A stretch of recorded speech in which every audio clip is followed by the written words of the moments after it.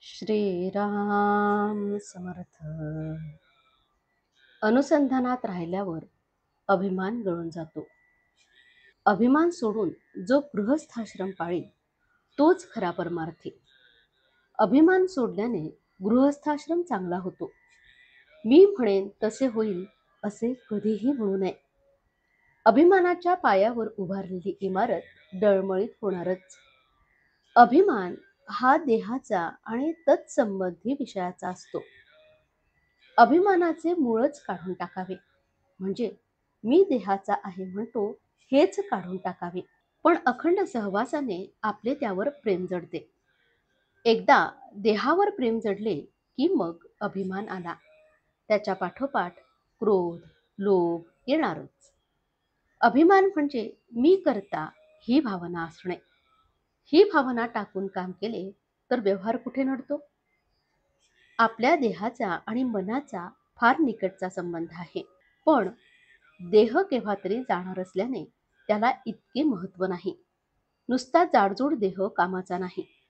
आपले मन तयार झाले पाहिजे.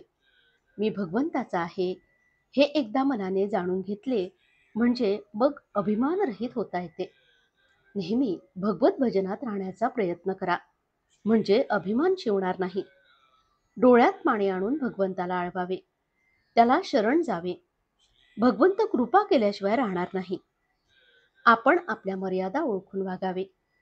अमुक एक गोष्ट अमक्या तऱ्हेने घडावी असे जोपर्यंत आपल्याला वाटते तोपर्यंत व्यवहाराच्या मार्गाने जो योग्य प्रयत्न आहे तो आपण केला पाहिजे. पण प्रयत्न केल्यावर मात्र त्याचे फळ भगवंतावर सोपवावे आणि जे घडेल त्यामध्ये समाधान मानावे. आपले अंतःकरण नेहमी शुद्ध ठेवावे. रात्री निजण्यासाठी अंथरुणावर पडले असताना आपले अंतरंग शोधून पाहावे की मी कुणाचा द्वेष मत्सर करतो का? तसे असेल तर ते मनातून जबरीने काढून टाकावे. ते थोडे जरी शिल्लक राहिले तरी आपल्या परमार्थाच्या आड येणार आहे.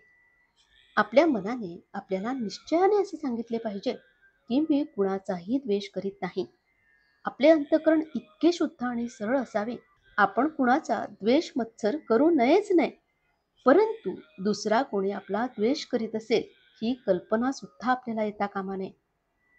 मी भगवंताचा आहे, या देहाचा नाही, असे अखंड अनुसंधान ठेवून आपल्याला भगवत स्वरूप का होता येणार नाही? जो आत बाहेर भगवंताने भरून राहील किंवा त्या ज्ञानाने भरून राहील तोच खरा ज्ञानी होय.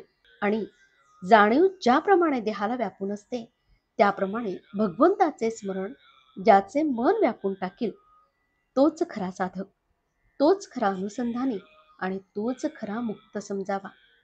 आजचे बोधवचन.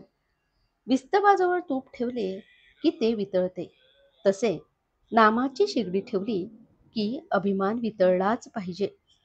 जानकी जीवन स्मरण. जय जय राम. श्रीराम समर्थ.